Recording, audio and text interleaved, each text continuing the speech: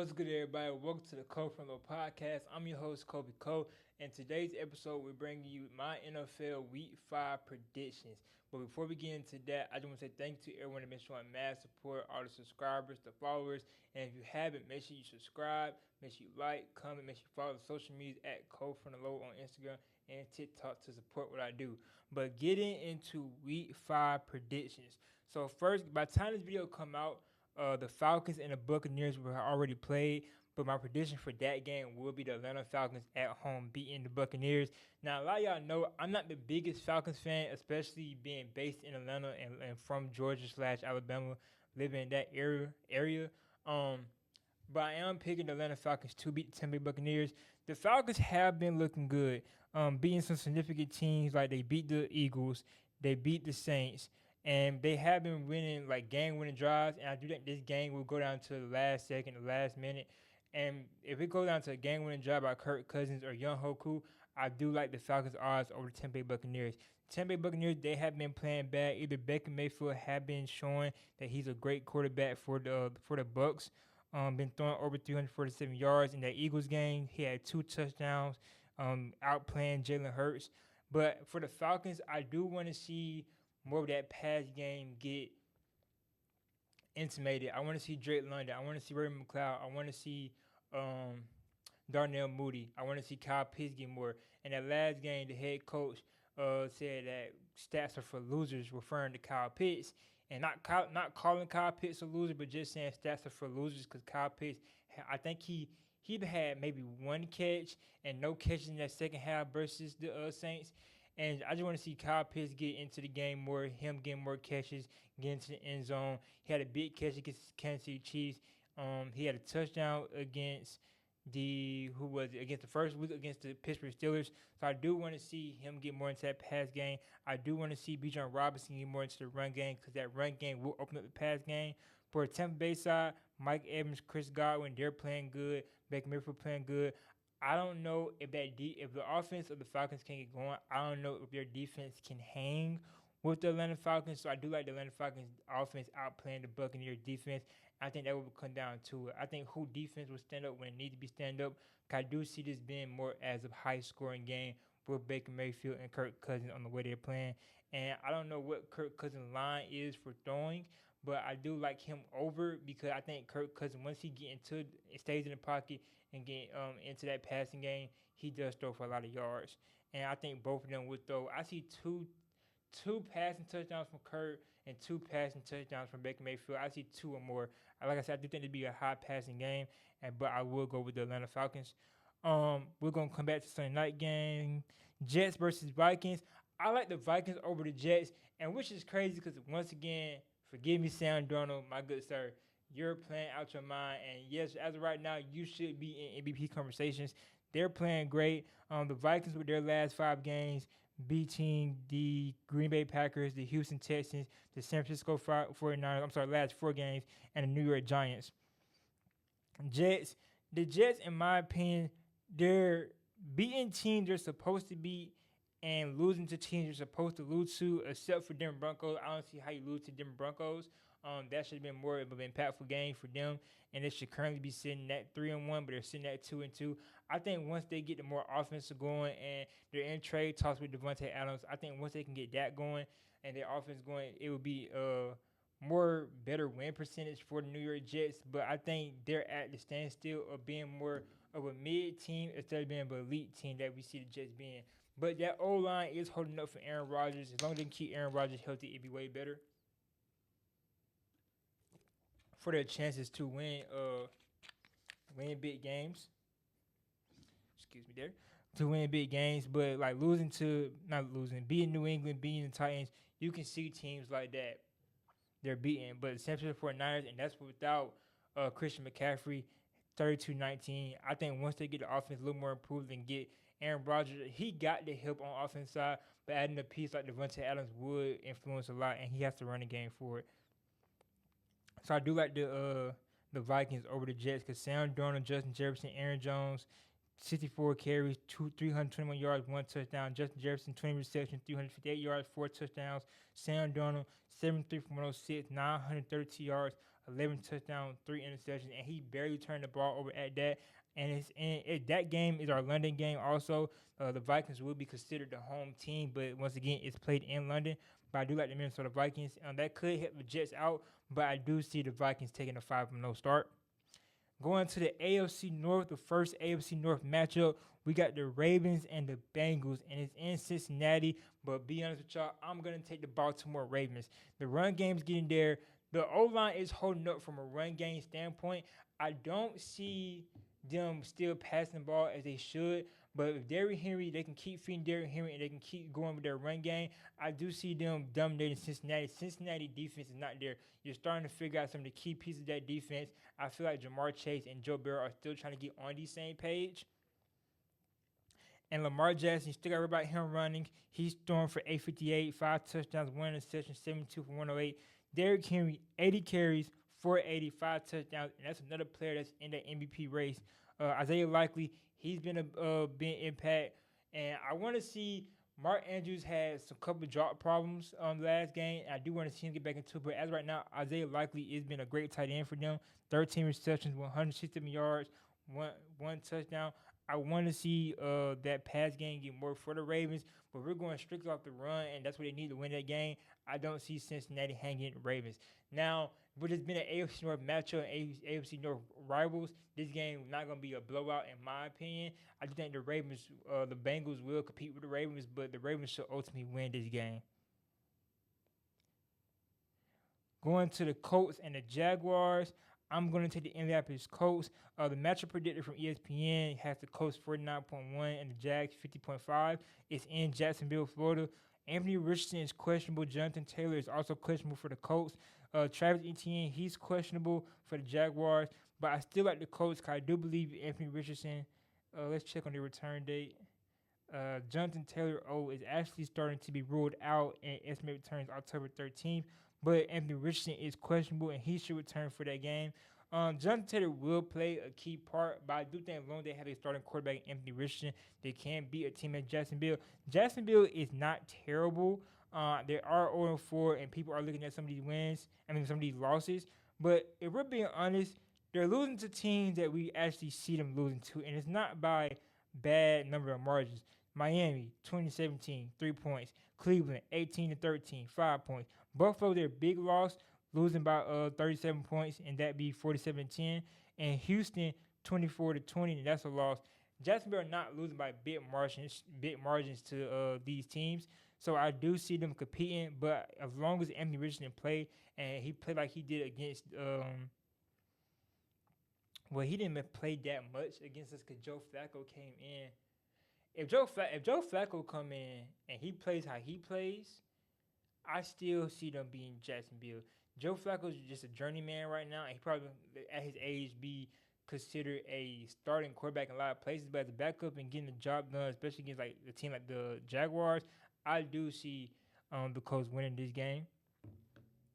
And he came in and had a great game against the Steelers. Still mad that we lost that game. I got a question for y'all.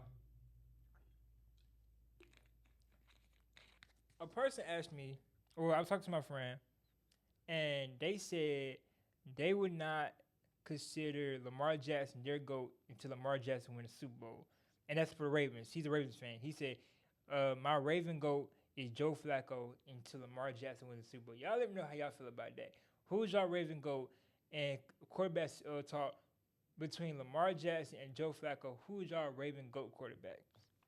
Y'all let me know how y'all feel about that. Probably bring that to some of my podcast buddies too, so get their opinions on that. But y'all get down in the comment section for that. Going to the Dolphins and Patriots. It's in New England. I will also be going with New England Patriots. Miami, offensive wise, just do not look good. We don't know if Tua will return this season. We don't know what the update and status is on his concussion. Excuse me. ESPN predictor also has New England Patriots 59.3 to the Miami Dolphins 40.4. Tua still being on IR. You have A-Chain, you have Tyreek Hill, you have Waller. You got the pieces. You just need a quarterback.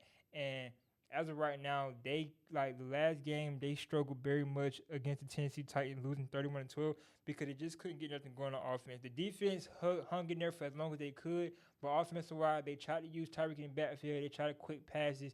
They just couldn't get nothing going with the offense, and that just ultimately showed. And I think with the Patriots and the Patriot defense, I think they will show. They will beat the Miami Dolphins just by the lack of offense they have right now, and the injuries is affecting Miami. Going into the Browns and the Commanders, this will also be a good game. And it's in Washington. Give me Jaden Daniels, potential offensive rookie of the year. And I told y'all, if it wasn't gonna be JJ McCarthy, which is sadly hurt, I hope for a successful comeback for him. It's gonna be Jaden Daniels, and he is playing lights out. 87 for 106, 897 yards, 3 touchdowns, and 1 interception. Deshaun Watson, he started getting to a group of things. 91 for 148, 727, 4 touchdowns, 3 interceptions. Brian Robinson Jr. is questionable, but you got Terry McLaurin going to Cleveland. Their leading receiver is not even Amari Cooper. It's Jerry Jeudy, 18 receptions, 197 yards, 1 touchdown. Jerome Ford, leading rusher, 39 carries, 203 yards, 1 touchdown. I do believe Cleveland would drop to 1-4, and Washington would go to 4-1. And Washington is playing out of their minds. No key. There's no still Nick Chubb out. David Njoku out for the Browns, but there's no key injuries for this game. So I do like the Commanders. Sliding through these next couple ones, Bears and Panthers, give me the Bears.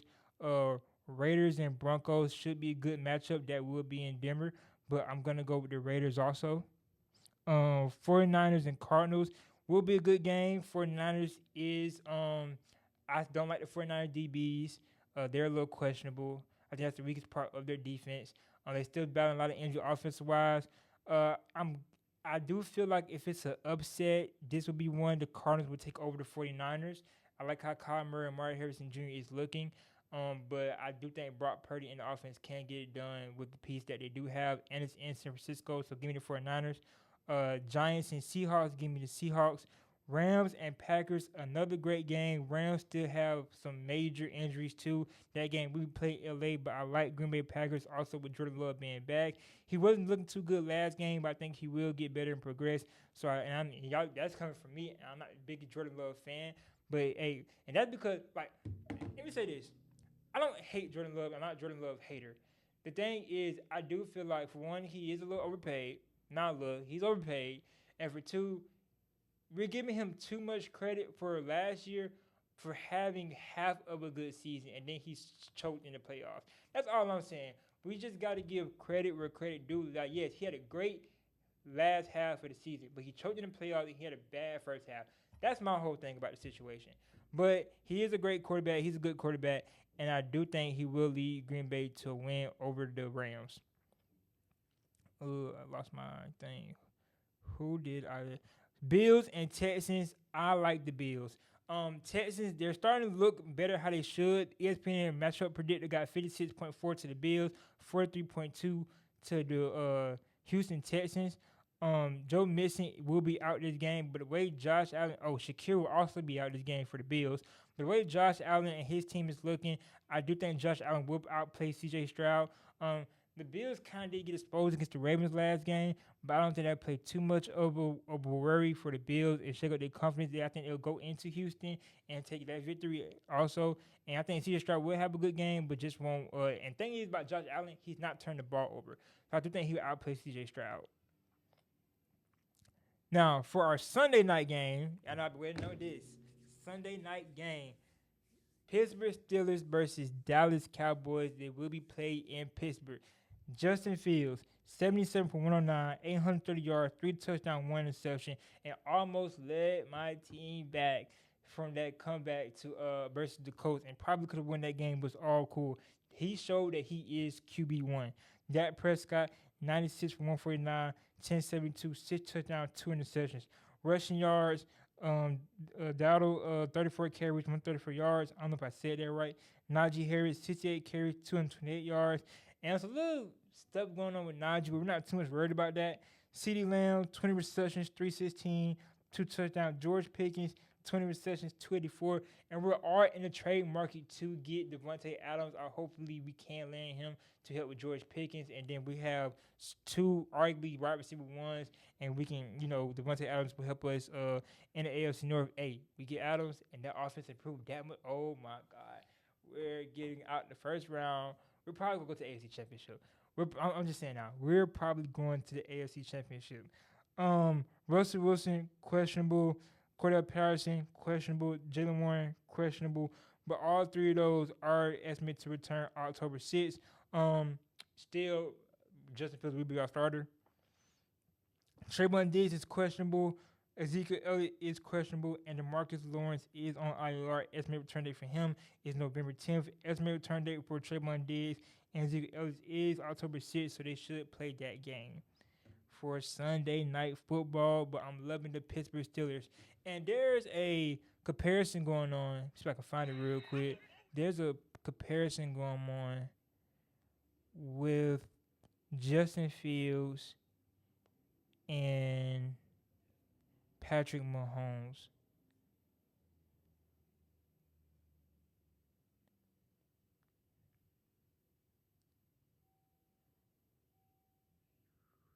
Was it on TikTok? Here it is.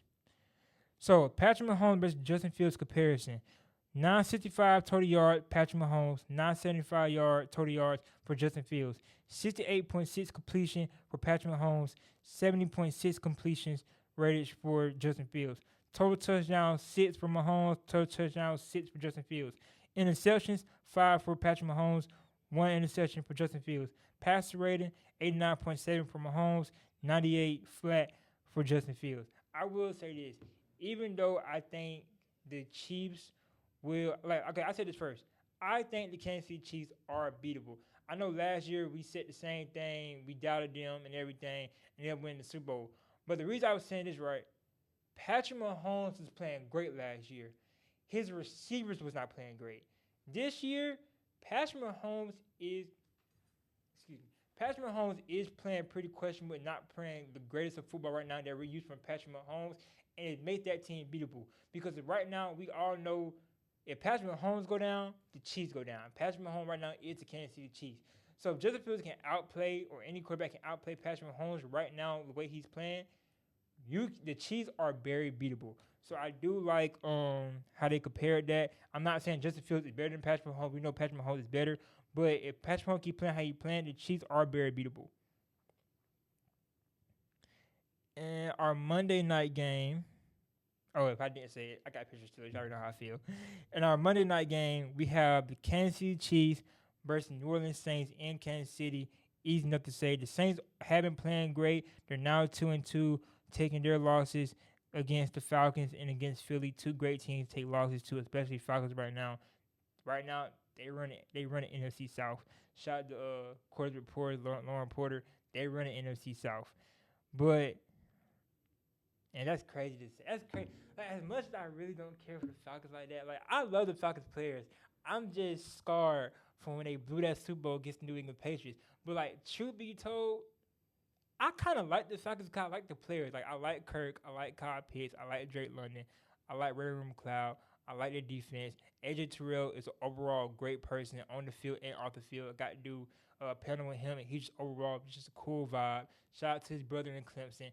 I like the Falcons. I just can't really get down with them. For one, I'm a Pittsburgh fan. For two, if I had to choose teams in the NFC, it would be the Seahawks and the Lions. I love them. And the thing is with the Falcons, like I said, I just think the organization sometimes, and I also just scarred from them blowing that Super Bowl against the New England Patriots. But overall, the Chiefs versus the Saints, I love the Chiefs here in Kansas City. And I kind of want them to have like a breakout game of actually blowing a team out.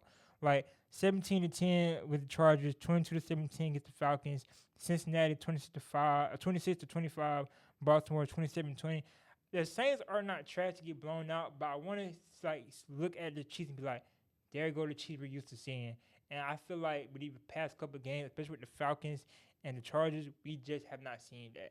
But overall, I will take the Kansas City Chiefs. But that's all for today's predictions.